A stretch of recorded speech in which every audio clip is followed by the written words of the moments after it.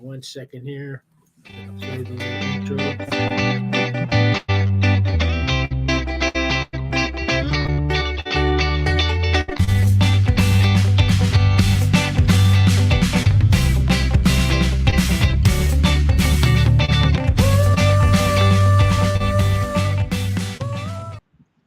All right, we're live. Hello, Facebook. Hello, YouTube. My name is Sean. I'm a returning citizen here at Wings for Life International. This is Wings Week in Review. And today I got a great guest, Gary Penington. Penning. That's right. How much Pennington? He did 33 years in prison, guys. He's been out quite a while. He's done a lot with his life. He's turned it all around. He's going to tell you all about that. First, Eden Phil Sweet, the founder of Wings for Life International, is going to tell you a little bit about what happened around here this week. Give you a quick update. I'll give you Ann. Hi, everybody.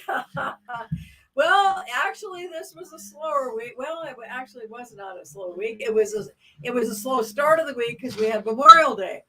But the next day, we had meetings down at the city of Albuquerque with their planning committee to learn about planning and how they allocate funds for properties, because I think I've shared this in the past, but I'll share it again. Our New Mexico legislators this year have allocated $1,222,000 to us for a new building. So we need to find a building. We need to find a building that will house our offices, our Wings Works, all the extra programming that we want to do. And we're looking at 6 to 10 to 50,000 square feet. So that we won't get with $1 million, but we're going to be looking. So I went to city the planning meetings. Then I had a meeting with one of our state representatives, Melanie Stansbury, yesterday with a bunch of other collaborators. There were 10 of us. And they are all housed directly in the International District. That's the Southeast Heights of Albuquerque. And we are not housed there directly, but of course we work with people all over the state and the world. So it doesn't matter if we're not housed there, and who knows, maybe our new building will be there. But we want to collaborate with them as we collaborate with everybody. So that was a very powerful meeting. And she is going to help us to try to find any access to federal funds. Perhaps try to find funding for a grant writer to write a big grant for collaboration for all of us. So that was a very powerful meeting. Then this morning, we had people right here in our very office sitting at this very table from the city of Albuquerque Economic Development Department. And again, we shared our Wings Works model with them, the opportunity with $1,222,000 for the building. And they are going to help us again. They work for the city of Albuquerque, but they are all about getting jobs for people and creating better economic development, which is exactly what we're trying to do, and trying to help people to cut crime and be very successful like Gary and like Sean.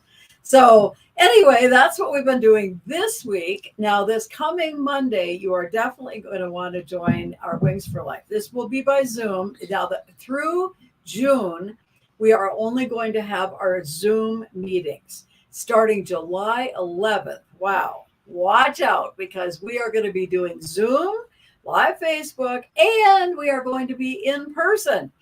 And just this afternoon, about an hour ago, I got a call. We've got some dancers that are coming here from Peru. At Peru, a team of 8. And 2 adults that will be traveling with them. They are going to do dancing for our first night at Wings for Life Live. And so they will be there. Then we've got a church group. People are coming here to do mission work, New Mexico, number 1 or 50, sometimes on the wrong side of that scale. I still choose to live here because I still love New Mexico, but some of our scales show us that we are mission opportunities for church people. So we're going to have, for the next 4 weeks in July, we're going to have different church groups from Florida, Texas, Connecticut, and where else? I think several from the Texas area are going to be coming to our meetings, and they're going to be learning about Wings for Life, learning about incarceration, why it's so important that we help the families and we help the returning citizens. So, but this Monday, we have a very famous actress, Diane McBain. She starred with Elvis in a couple of Elvis's movies. She had a very brilliant career, and then she was was and still is a very attractive woman.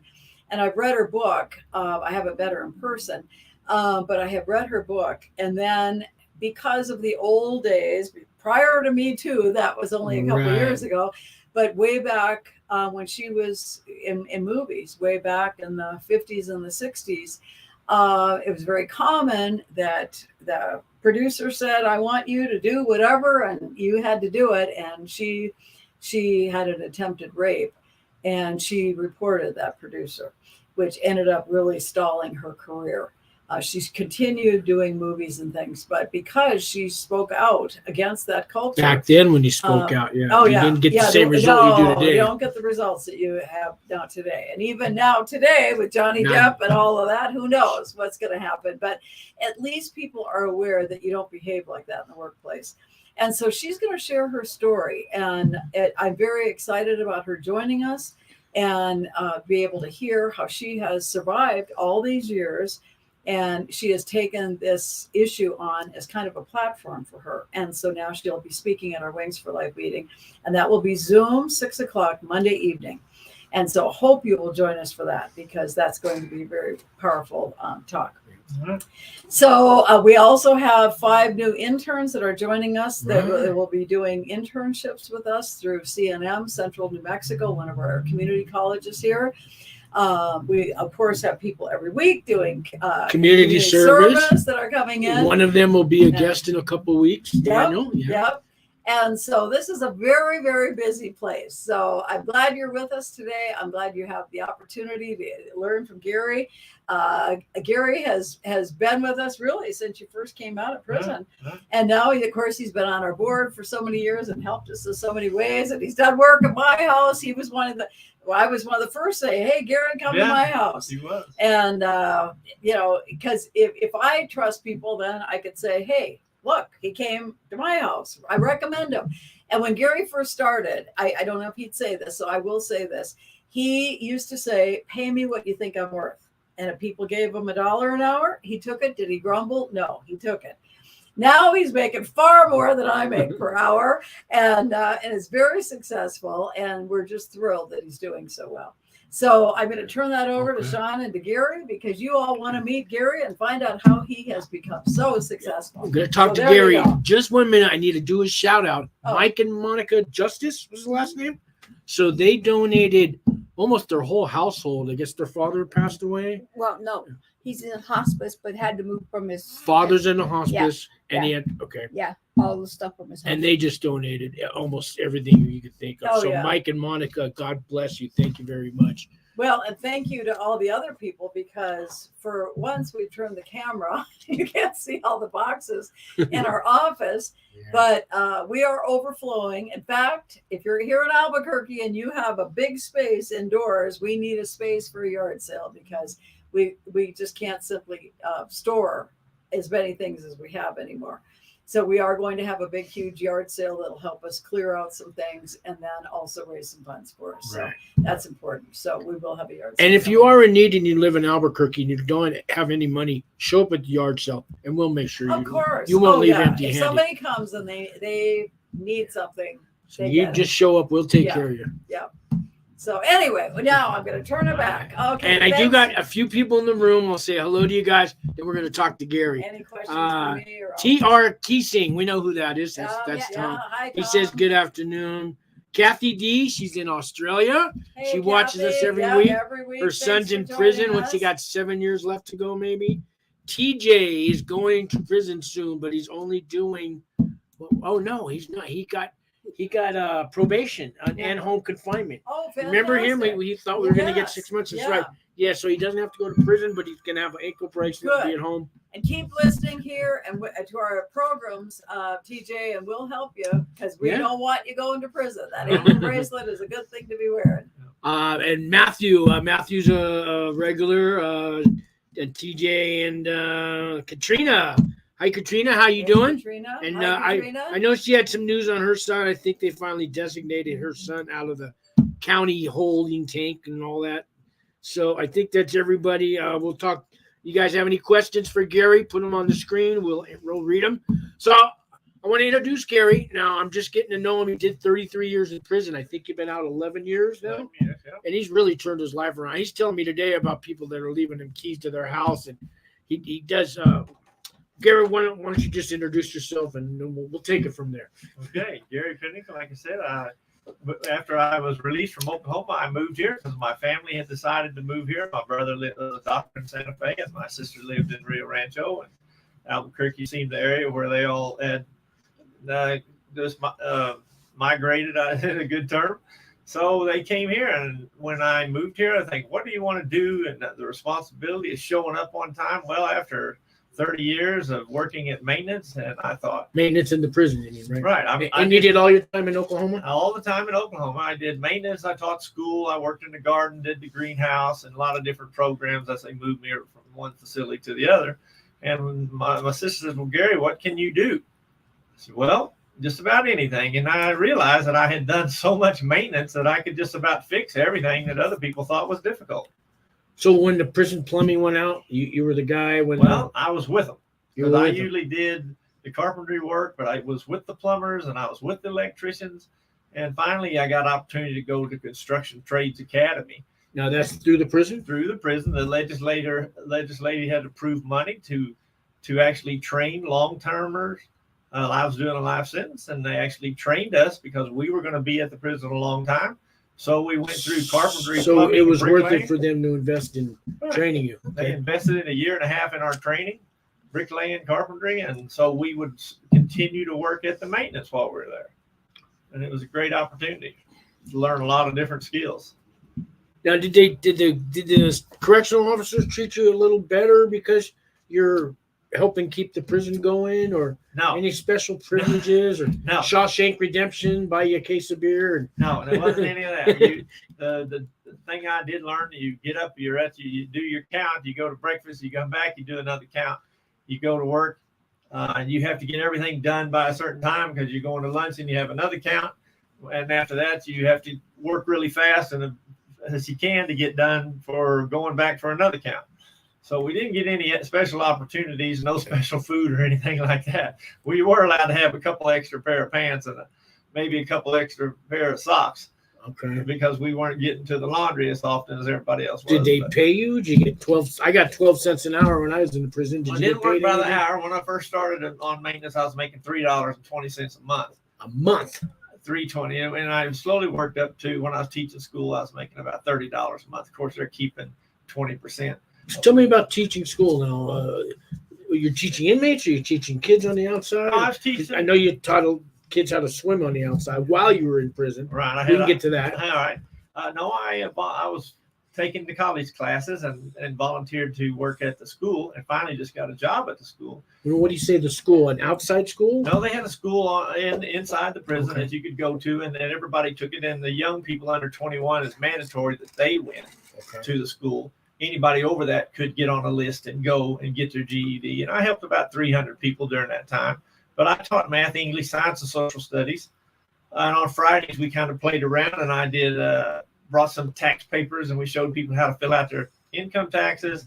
And some days we'd do That's what I went to prison for. we would do blueprint You don't want me reading. teaching that class. We would do blueprint reading, so they would have something a little bit extra on the side. But math, English, and science, social studies, just to get ready for a GED. Okay. All I right. did get the opportunity, as you mentioned, at one facility to You started working on outside the prison, I right? started volunteering to go plant trees and cut grass and things because I was doing a long term. I could only do it on a volunteer basis and had to keep the job inside. No, I'm surprised they let you go outside of the bounds. Now, I was at a prison camp, but everybody had less than 10 years, so they did let them go to the city and the parks to work.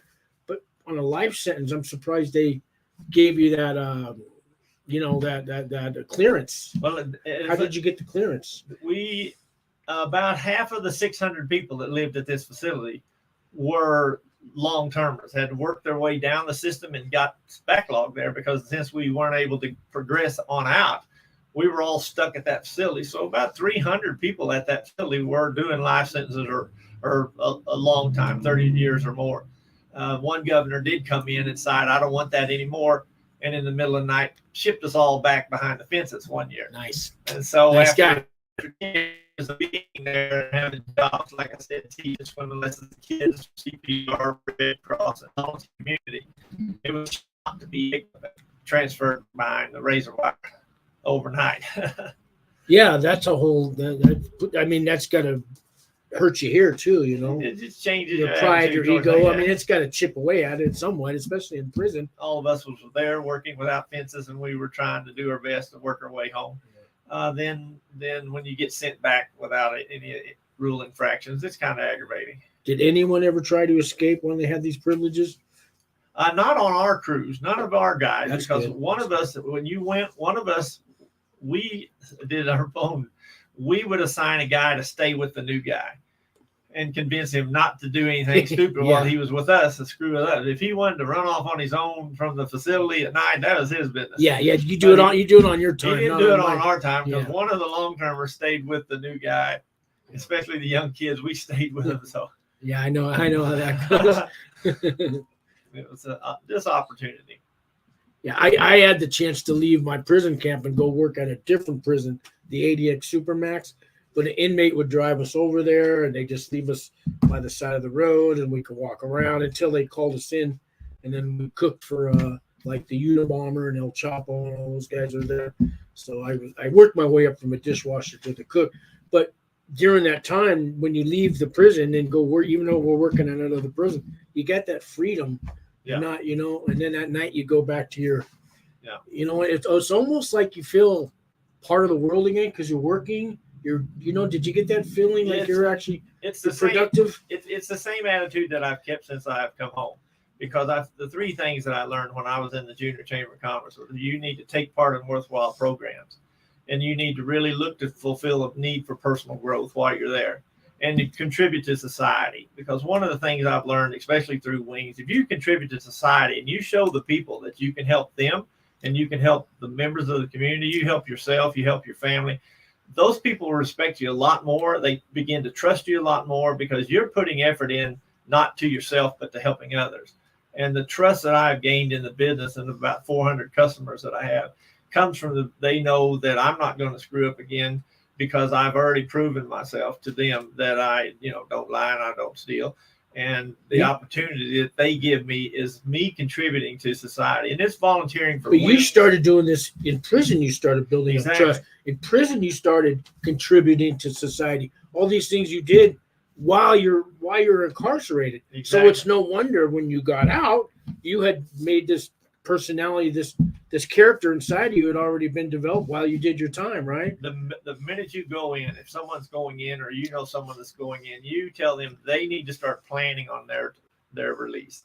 That means taking as many courses as they can, getting education if you can, and if the family can support them or if they can get grants or anything like that to get an education. Because I came out of prison with 2 bachelor's degrees and a degree in architectural design. And the prison didn't pay for a penny of that. I just saved my money, and the family sent a few dollars here and there, and I just put it all together and paid for it myself. It was pretty cheap back in the 80s to go and to get your associate's degree and then finally, like I said, the bachelor's degrees. But you need to be planning that when you come home, what you want to do, my jobs that I want, the people I want. We got people watching right now that are preparing to go to prison, believe it or not. Well, you guys listen to Gary here. I enrolled in correspondence courses while in jail before I got to the prison. I've heard you can do that. You do it beforehand, right? And I had them start sending them in because and believe me, correspondence courses are a lot harder than the regular telecommunications courses that some prisons offer. And they're a lot harder because there's so much more paperwork, but it's worth it if you can learn anything and take the opportunity while you're there. If you work in the kitchen, then you know how to prepare food, and you come out and you can work at a big restaurant. If you work at a garden and you have the garden coming by every day watching you, you will be an excellent landscaper when you come out and you apply that skill. So there was an auto shop at my prison, and there's cars are always breaking down. They always need an auto mechanic. Practice your skills because you're working there, and the prison's paying for all the bills. And if you break something on a car, they'll buy another piece and you fix it. You'll learn not to break it when you're here working for yourself. Yeah. So utilize the time to develop a skill, and that's what I wanted to do. But not only did you develop it, and then you taught it to other guys, right? And you had new guys, I guess, coming into prison. Were you once you developed your skills like as plumbing and electrician and all that? Were you training guys in the prison? I always had young guys come in and they would learn. You know, a lot of people come in, and since I did mostly the carpentry work, a lot of the guys would be afraid of the table saws, or they'd be afraid of the router. And I'd teach them how to build push sticks and different things, guides to protect your hands and protect your fingers, wear your eye protection and things like that. So things were safer. The electricians taught me those things about that, and the plumbers taught me how to, do that. And so we all trade the skills back and forth. So that when we were kind of turned into a jack of all trades right there. And being an ex-inmate, I would listen to you more than I would listen to the correction officer as far as safety and all that, because I know that you would actually care about me. Right. You know what I mean? So Right. when you're teaching them how to use the skill saws and all that, I Yeah. mean, they were lucky to have you.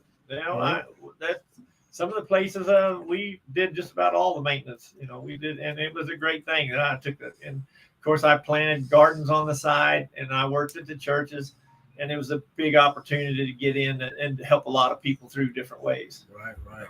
Now, when you first went to prison, did you have an out date, or did you just have to go to parole hearings and hope to get paroled, or how did that work? In Oklahoma, a life sentence considered 45 years, so you didn't see a parole advisor for the first 15 years. And then Oklahoma passed a law that they would review you every 3 years after that. So it took a long time before anybody would even look at your paperwork. The thing was, I believed in writing letters and keeping in touch. So if someone's getting ready to go, they want to hear from you. And if they don't write a letter, if someone's on the outside, still write them a letter and convince them to communicate with you and share with you. Because I wrote 3 letters 5 days a week. Okay. For about 30-some years. Wow. And I kept in touch, and it paid off because one of my friends became the Speaker of the House of Representatives. One of my friends became President Pro Tem of the Senate, and finally one of my friends became Governor of the state of Oklahoma. And it was Mary Fallon who I asked to review my paperwork, and she reviewed my paperwork and told them to send me home. Really? So all those people that I was writing to from childhood, yeah, just kept working their way through politics, and I was still in touch with them through those years. And if I had not taken time to write to them, I would have lost touch, and they wouldn't have known who I was. Wow. You hear that, guys? I wrote a lot of letters, too, not to politicians, but they weren't politicians when I started. Yeah. I had family members I owed amends to. I went to prison and you hurt everybody, and I wasn't always the best cousin or relative, so. But I wrote about 30 letters a month, every day, at least one person. And they didn't always write back. It might be maybe 6 months later, I might get a 1-paragraph letter from my cousin Joe, but it was a loving letter. Yeah. And today I got my half of my family's in my life. Those ones I wrote on my dad's side. And it means a lot when you get out to making those amends. All I can do in prison is the only way I can make amends is write letters. I didn't have any other resources. And you come out and you go in there with set your goal, what you want to do, and try to improve yourself. And I came here, and the people started bidding on my services. Yeah, let's talk about that. When you first got out, you handyman. I don't want to really use that word, but you put yourself out there. What, $10 an hour? Yeah, you said? I if they asked me how much I charged, I told them $10. Loads of the people, I just told them, I give you an honest day's work. You give me an honest day's pay. Did you put an ad on Craigslist, word of mouth, signs on the telephone pole? How did they find you? The first lady was the neighbor next door, came and said, Gary, your brother-in-law said you as a carpenter, can you come in? And I wanted to take all the cabinets out of my kitchen. The remodelers are coming. Now, what did you do for tools when you got out? Did you have any tools? No, I didn't have any tools to start with. Just had my brother-in-law had a few tools, and I started slowly collecting them. And buying them, and the lady came back in about 5 hours and was mad because I was sitting on the porch, and she said, "I'm paying you to work." I said, "Lady, I've been done an hour. I've just been sitting here waiting on you." Yeah. And so then it started from there, and I was asked to join a business networking group, the Roadrunners here in the Roadrunners. We're called the Business Roadrunners Group, right? And they share about $1 million, $2 million a year business. And so it's just a great opportunity to meet so many people. And I have a big collection of tools. I bought a Ford F-250, and I now have a house with a garage to put the stuff in. A wife? And no, my girlfriend. Oh, girlfriend. Okay. Well, you have loved one in your life. Yeah, sometimes it's significant other. Sometimes she considers it a wife. Sometimes she considers it a girlfriend. I let her make that decision of what she's called. So maybe one day, right? And I'm telling you, it helps to volunteer. I was driving down the road, and a pretty lady was beside the road working, and I stopped and asked her if she wanted help. That's 10 years ago. So she said yes, she wanted help. So that was fortunate that I met Miss Carla. That's getting better. Okay. Driving down the road to work, and she looked like she was struggling pulling trees. And I said, Miss, do you want help? And she said, yes. So I stopped and helped her. And it turned into fixing this and fixing that. And, you know, then her son started calling me to fix this and fix that. And I just made it good with the family. And I wouldn't take money for pay, so it turned into take me to lunch, take me to dinner. That's a character you already built up while you were in prison. You worked on yourself. You came out like already a trusting soul. Yeah. But of course, now you got to earn your trust on the outside. You earned it on the inside. And I know you've earned it now, 11 years. How many years after, how long did you feel that people trusted you when you first got out of prison? How long did it take to feel inside that, you know what I mean? You know what I'm saying? But the idea of, when I think I started coming to Wings and meeting people that trusted you right away. And one of the things that my friend Tony emphasized his whole time I've been around Tony and Diane Davis was that they said, you hang around good people and good things happen. So you're only hanging around good people. And the first thing he said, well, if you could work for Tony, you could work for me. And if you could work for Lana, you could work for me. And it just started off that all these people would say, well, if you could work for this realty company, then we want you to work for us. And if you could work for this mortgage company, then we want you to work for us. And so by hanging around good people, other good people came and it just progressed from there. So it's a great opportunity. Just good people, hang around good people and good things happen because those good people will set up time to trust you. And other people are always suspicious because there's people in their life who already may have harmed them in some way and they have, trust issues. So there's always going to be people out there suspicious of you, of me, of every. I can't do anything about the way they react to me, but I can do something about the way I react to them. You get a personal relationship with your customers, and then one day you just tell them. And I've told some of the most outstanding citizens here in Albuquerque, I said, I did 33 years in prison. I appreciate you giving me this job, and I just want you to know that. And their response is, okay, can you come next Wednesday? Yeah, there you go. They're not like, oh, well, we'll have to think about this. No, they're like, when can you come again? Right. And I've met some really nice realtors that they just on me and they tell me, Gary, you need to charge more. And now I've worked for some of the big companies here and they're paying me 5 or 6 times what I originally started asking. And they set the price. Well, but all in God's way, you earned all that. You built that up. You deserve that today. It's a great opportunity because I have a nice little ranch house that I just love and a truck and a little hot rod that I bought and girlfriend. And since I had COVID, I now decided I'm going to go travel and go someplace every couple of weeks here in New Mexico. So it's been time to enjoy my old age. Got a guy on here, Harvey Talks Prison.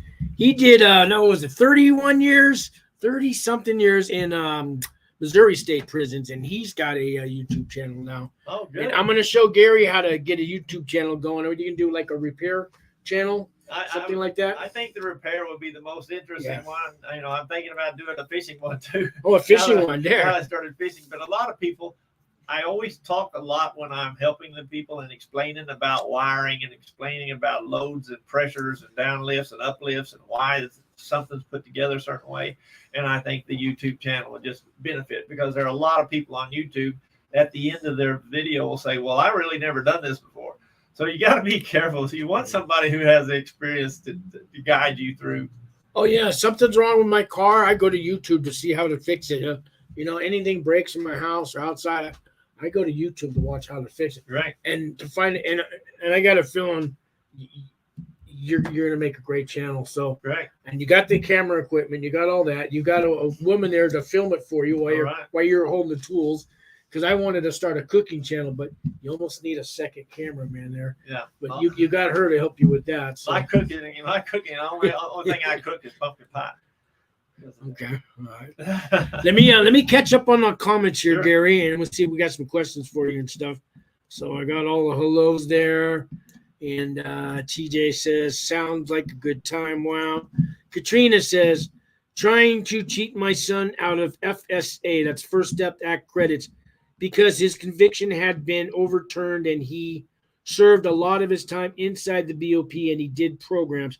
But they are all saying that he was pre-trial. That's not the first time I've heard that. So the First Step Act is a federal act that allows you to earn credits to go home early, basically. Sure. But her son has been held in like detention before they sent him to prison for so long. Anyways, they're trying to cheat him out of that. I'm sorry to hear that, Katrina. Kathy, that's so wrong, Katrina. That's the lady in Australia. Yes, mad because his 23 years turned into only 7 because thankfully the appeals court saw that he was not guilty of all the serious charges. Yeah, her son appealed his case while he was locked up. So what they did was, you know what diesel therapy is? No. That's where you go from one bus to detention, shackled here to Oklahoma City, shackled to this other detention. They move you around. I've been on that. They move you around for like, I think 2 years. They did this to her son. My brother worked at Con They Air. call it diesel therapy. It's their way of punishing you for beating your case. Yeah, my brother worked at Con Air, believe it Oh, or not. okay, yeah. Yeah, the federal airplane transportation in Oklahoma City. Okay. Oh, the Con Air, and we know us feds know all about that. Harvey says hello, everyone. He's the guy that from the Missouri. Harvey's another guy. He's turned his life around. He devotes his channel to helping the young guys not go to prison, and he's got a positive prison channel. It's not one of these. There are prison channels out there where there's a guy covered in tattoos. He's going to tell you how to make a shank and how to make pruno and how to do all the bad things. And you know what? It's unfortunate. They some of them have 1 million subscribers. Sure. But People like that. me and Harvey were not about that. Harvey? No tattoos. Look at that. See, 33 years in prison. I have none either, guys. You just because you go to we don't. At the bottom. I'm going to get to all of them. Kathy D. Hi, Harvey. Kathy and Katrina. Hey there. Harvey says, 29 years. That's what it was. Well, not 30. Yeah. He did 29 years in prison, and that makes a difference. And Kathy D says, Gary, how did you stay positive during your sentence? Was it helping others that got you through? That's one of the key things is that you helping someone else all the time, and it really helps you. There are moments when that you're angry because the people won't listen, and there's many days that you wake up early or you go to bed late, laying there thinking what you could have said to somebody, what you could have done in situations throughout your life that would have made things better for either them or yourself, what you could have said to the judge, what you could have said to old friends that would have made your friendship last. And it's hard as the time got longer and I got older, it was hard to stay positive because there were so many bad things starting to happen in the facilities as they become overcrowded, and bad things were starting to happen a lot. And it's really hard. I exercise a lot. I stayed playing the sports when we had the opportunity to be out, and staying in school and setting goals for myself. That was important. Yeah, I know we were talking about those times you get a new warden. He wants to take the weight pile around. He wants to take it away. They do lockdowns. They do searches. They do all these things, stop you from going to your job in the town. And, it just kind of, You get angry when they come in and they tear everything you own up and dump it on the floor. During everybody knows about searches, and they bring the dog in. Take your pictures of your you may be the only child, picture of your son that you have or something. They'll take that away. You get angry, but you got to stay positive that there's a reason for this. And I had family members kept saying, Gary, you're going to come out of there better. And I feel like I am a lot smarter. I'm a lot milder mannered than I was before, for sure. And I'm able to deal with situations in the real world a lot easier because my friends say, you just got too much built up anger because you don't get angry. Well, yeah, because nothing's really making me angry. They think I'm just not showing it, but really it's nothing that's to be angry about. So that makes me peace a lot easier. Yeah. Yeah, I know. I found I had to make peace in prison, Yeah, not only with God but with myself. sure. Myself, I learned, I what I mean learned to by play the that. guitar because the people at the church would sing. But my friend and I said, well, what if we played the guitar with the singing? And the guy Yeah. said, well, if you'll buy a guitar, we'll give you room to practice. All right. So we bought guitars and we started playing the Red Baptist hymnals every day. That was all. Guitar was my thing in prison too, so I So- can relate. Yeah. Yeah. You still play? Not too much anymore. Not too much anymore. More like a hammer and saw now. But music gets you through. Yeah. That music, and I had a little band in my last couple of years in prison. I found some guys, and we had a music room, and we put a little band together. And there was 4 of us. They all live in Albuquerque, Oh my and goodness. I've been in touch with all of them. And one day we're gonna have a Showdown. we're Yeah. gonna have a reunion. That'll be great. Become the Wings and play for us. But yeah, I had a little prison band. But I know what you mean. The guitar, the music, church The services. banjo. I played the banjo. Oh, you play the banjo. That's my thing. That's why that's why I don't play much now, because the family says, okay, well, I love we've the heard banjo. enough of that banjo. Oh no, I can never get enough of that. Man. Need banjos. Let's see if I'm caught up on all the comments. I think I'm all caught up. All right. How we doing on time? So good. Everybody would join you. So I don't know. We're coming up on the hour. Carrie, is there anything that I missed that you want to talk about? Just that if you have someone going in or you have someone coming out, remember that family support is the key. And if someone's going in, you want to, let them know that you love them and you're going to be there with them. And if someone's coming out, just take time to let them adjust and allow them to tell you what they specialize in. Help them get jobs so that they're not conflicting with what they've done in prison. Help them get a job from what they learned in the prison. And realize that a good cook in a prison is an excellent cook here. Oh yeah. You can cook for 1,000 people. You can certainly cook at a restaurant. If you can please those inmates with the food you cook in prison, you'll definitely please them out here. Exactly. Right? And there's a lot of people. There's a lot of people right now that just are jobs everywhere. The job market is tremendous right now. People are not wanting to work, but there are a lot of people trying to hire you. Hundreds, and every home in the town needs something worked on. I see signs everywhere, all the restaurants and everything. I just came from the Bay Area last year. McDonald's had a sign $22 an hour. McDonald's. Yeah, that's Here, I think I saw $17. Panda Express, $22 if you had experience. That's I mean, wow. So it's a positive world. People coming out. There's a lot of places like Wings that you come to Wings and follow the Wings and help them build up their reputation even bigger across the world. They'll help you by giving you positive reinforcement throughout the rest of your life. Yeah, we'll help you. The number's been on. I got the Wings number, and Right. it's been scrolling across your screen. It's also underneath the description of every video on this channel that you watch on the Wings channel. But you just give us a call, guys. Even if you don't live in Albuquerque, we have partners in other parts of the country and stuff. Just give us a call, and picking up the phone's half the battle, right? Yeah, that's it. That's the key. It's a heavy phone sometimes too, and the hardest thing to do is ask for help. That's the hardest thing.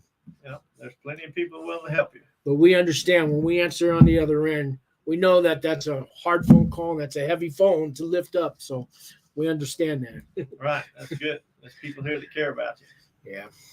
Any last words of wisdom for anyone out there? And we will call it a wrap. No, just keep faith in your families and faith in yourself and faith in God, and the life it'll be handed to you. I mean, your success will be handed to you.